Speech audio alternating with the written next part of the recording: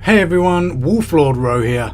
Today we continue our look at the Emperor and Malcador playing a game of tactics. And boy, did things just get serious. If you haven't watched part 1 yet, then be sure to go watch that previous upload first. But, spoiler warning to begin. The events we are covering today are from the short story The Board is Set. And as always, I really recommend you read this for yourself first. Not only do you get the most enjoyment out of it this way, but we help to support the Great Black Library and Games Workshop. Because without them, we don't have this amazing lore to talk about. As usual, there will be a link in the description to the novel on the Black Library website for those interested. And seriously guys, this is like £2.50. It's a no-brainer. But with that said, let's jump straight in. So when we left off, things had suddenly taken a very serious turn, with everything going along the expected lines until Mortarion had become corrupted by Nurgle. This was clearly something unexpected by the Emperor, as he had suddenly become enraptured in the game. Malcador, however, had suddenly come to the realization that his lord, the infallible, all-knowing Emperor of mankind, had moved into uncharted waters, and that this could very well be the moment he decides his actions. As War Master, he had to test Revelation's thinking every bit as much as Horus would challenge it in real life. If he did not, "I cannot do this," he said, straightening as he pulled his hands back from the board. "What would you give for me?" asked Revelation, once more laying his hands in his lap, his attention focused on the sigillite. "My life. You have already given that. My death, if you wish to be pedantic. What of your soul? You say that no such thing exists. We are short on time. Allow me a little metaphysical shorthand. What is your soul worth to you?" I still do not understand the question. Uncomfortable under the scrutiny of his lord, Malcador started to consider the board again. "I cannot play like Horus. I do not have his mind, his motivations."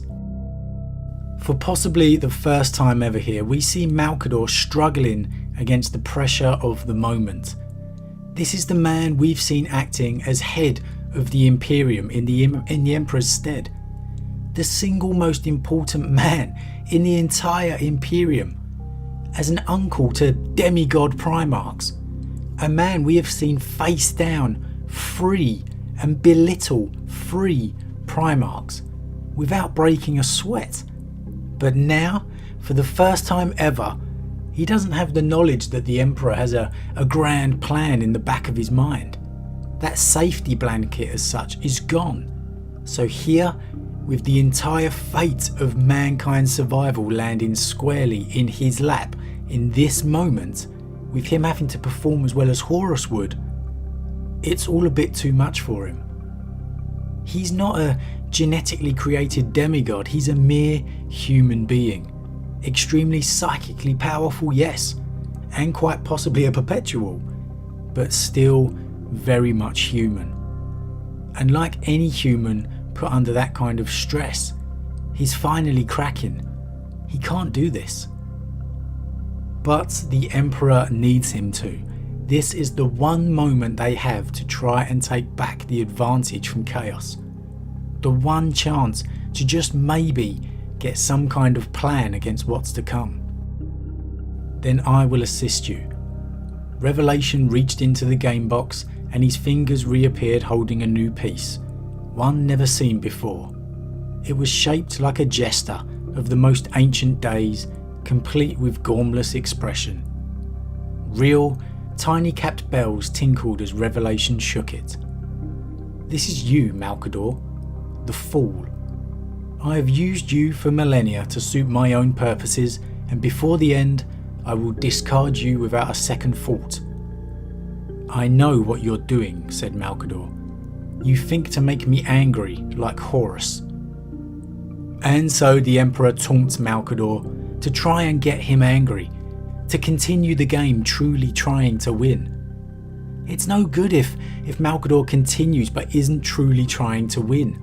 He has to be a War Master, the War Master, Horus, fueled with anger and desire to beat the Emperor.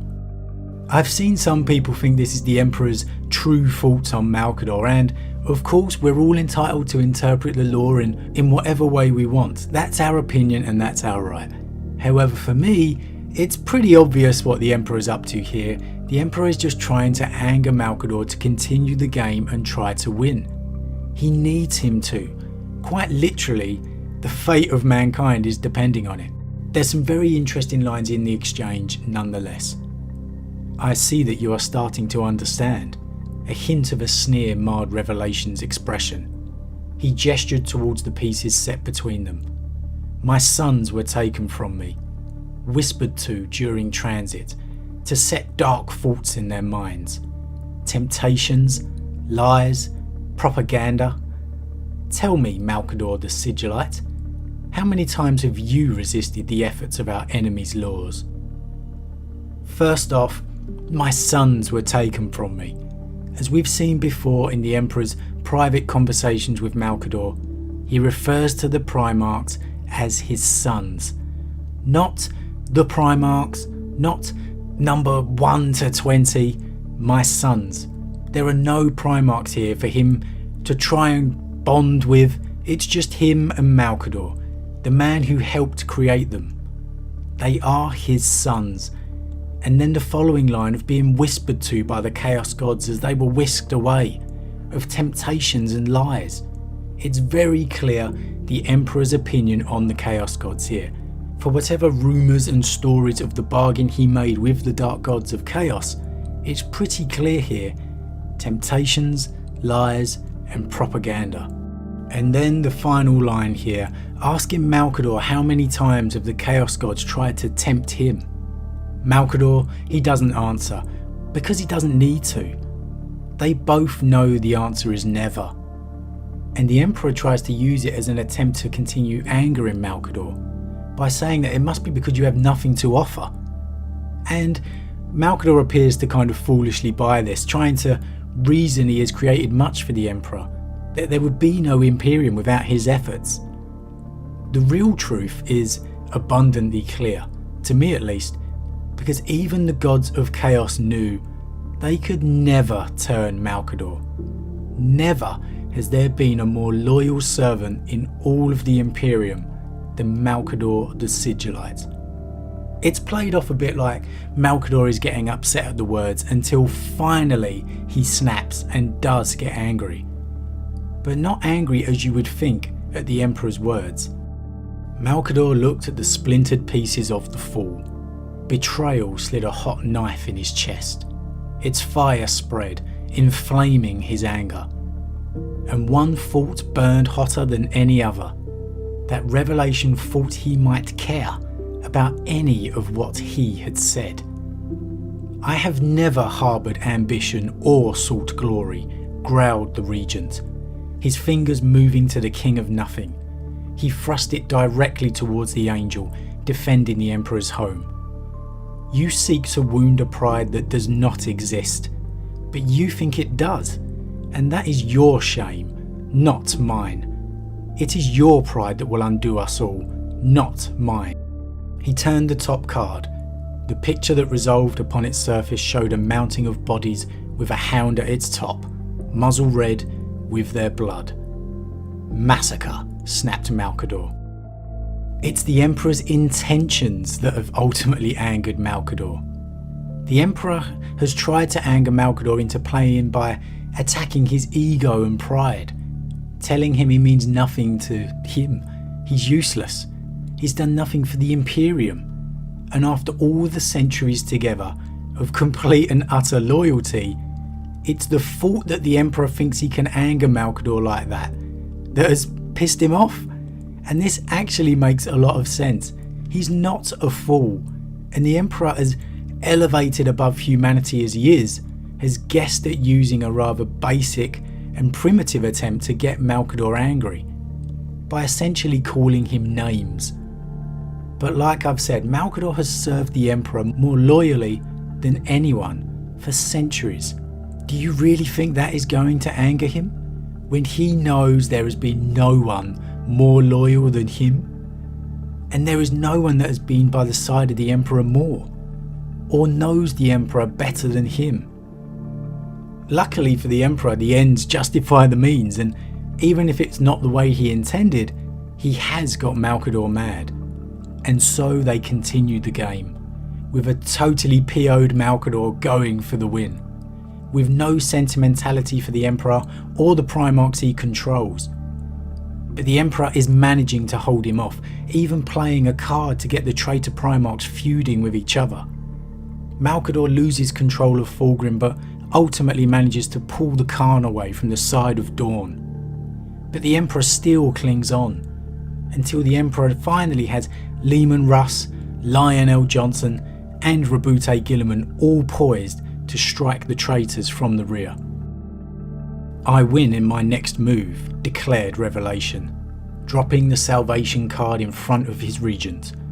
Malcador looked at the portrait writ in the coloured crystal, unmistakably that of Rabute Gilliman. "A turn too late," Malcador replied, his expression grim as he realised the meaning of what he was about to do. He whispered the next word as he turned a card depicting a blooded white feather. "Sacrifice." With shaking fingers he picked up the angel and removed it from the board, leaving an opening in Revelation's defence. His fingers gripped another piece, about to move it into the space, a piece he had been holding back for just that occurrence, the last to have been given to him, though in reality it was the first Revelation had put into motion, the Lord of Hearts. What a great little passage this is. As we know, Rabute Gilliman is pressing the traitors, pushing them for time. But it's going to be too late. And then the sacrifice of Sanguinius. Quite possibly Malcador and the Emperor learning of Sanguinius' sacrifice against Horus for the very first time. Of what's to come, or at least what's possibly to come. You know, there's really very little written between the Emperor and Sanguinius. In fact, practically nothing.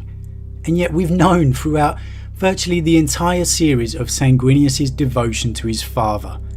So much so he is knowingly going to his death in the knowledge of it possibly just leading to the Emperor's victory.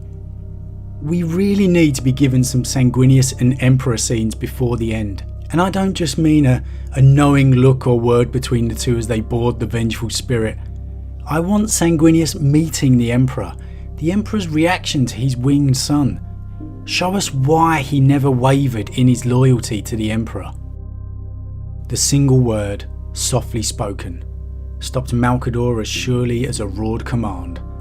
Still with the Lord of Hearts poised to claim victory, the Regent looked up. Revelation stared at Malcador, seizing him with his dark eyes.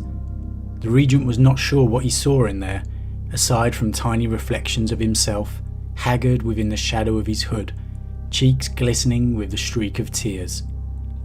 "I win," croaked the Sigillite. But as he returned his attention to the board to place the King of Hearts, there was another piece occupying the space he had to take, the Fool. In ancient days, the Fool could say anything to anyone, in theory at least, Revelation said. He smiled and warmth flooded through Malcador to see the expression. But then both the smile and his moment of hope faded. It was the Fool's task to remind kings and queens that they were mortal and weak, and not above any other. In the parlance of a later time, they existed to speak truth to power, to defy authority and, most importantly, puncture tyranny. Malcador choked on his next words, not sure what to say. Even at the instant that he collected his thoughts, a distant ripple flushed through his mind. It stank in his nostrils and brought the thunder of a great storm to his ears, prickling skin and psychic sense alike. He felt the rift opening, tearing apart reality at the edge of the solar system. A chorus of infernal clarions screeched across his other sense. "The War Master has arrived," he said, though he knew his opponent could not fail to know also. He looked up, but the chair opposite was empty. Now, I never want to hear the Emperor doesn't care for his sons or Malcador nonsense ever again. You hear me, you heretics? This is one of the greatest paragraphs in all of the lore. Not just the Heresy series, all of the lore. This is the Emperor of Mankind saying how important Malcador is. In ancient days, the Fool could say anything to anyone, in theory at least, Revelation said. He smiled and warmth flooded through Malcador to see the expression. The Emperor essentially saying to his friend, "You're the one person who has always spoken to me freely and truthfully." It was the Fool's task to remind kings and queens that they were mortal and weak and not above any other. They existed to speak truth to power, to defy authority and most importantly, puncture tyranny. The Emperor telling Malcador that he has needed him. This is him saying thank you to his friend. I think in this moment the Emperor realises what Malcador is going to be needed to do, and what he will gladly do, the sacrifice he will make for the Imperium. The first time I read this, it was great, but I don't think I quite understood the gravity of what the Emperor is saying to his friend here in this moment. This is one of the most poignant passages I've read in the whole of the Horus Heresy series. A series filled with touching moments in between the epic battle scenes of Primarchs. But there's few that match this. If we get a goodbye, my friend, after the Emperor awakens, after Malcador has saved the last of his strength to give him upon the Golden Throne, oh man, the feels! I know there's many of you who like the Master of Mankind novel Emperor, but this right here, this is the Emperor of Mankind I think of. And so it finishes with Malcador being distracted by an attendant asking who he's talking to. Because of course the Emperor isn't there, physically at least. He's always still been upon the Golden Throne, holding back the tides of the warp and the hordes of demons rushing to Terra. Malcador was not sure as he followed her gaze, seeing the pieces arranged at the endgame, the Lord of Hearts still in his hand. Yet where the Fool had been was now another piece, uniquely golden, shaped as a crown. Beside it lay the last crystal card, its image that of an eagle tearing out the throat of a serpent. And there we have it, the eagle tearing out the throat of a serpent. Does this mean the Emperor knows he can achieve an Imperial victory? Does it mean he knows he has to face Horus himself to get it? Only through the sacrifices of Sanguinius and Malcador. Interpret it how you wish, but one thing is for sure, the Emperor now has a plan, and it's thanks to his most loyal servant of all, Malcador. What a great short story this is. Seriously, I cannot recommend it enough. Such a great read. But what did you guys think? Fans of the Malcador and Emperor scenes like me? When are we going to get a Malcador model? That's what I want to know. We need a Malcador the Sigillite model. The guy's an absolute legend, he really is.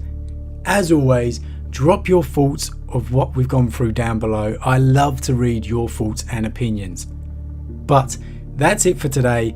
As always, a huge thank you to all my subscribers. If you're new, then please consider subscribing to help the channel grow. And if you enjoyed this particular vid, then why not drop a like on it too. But with that said, I'm off, and I'll see you guys again real soon.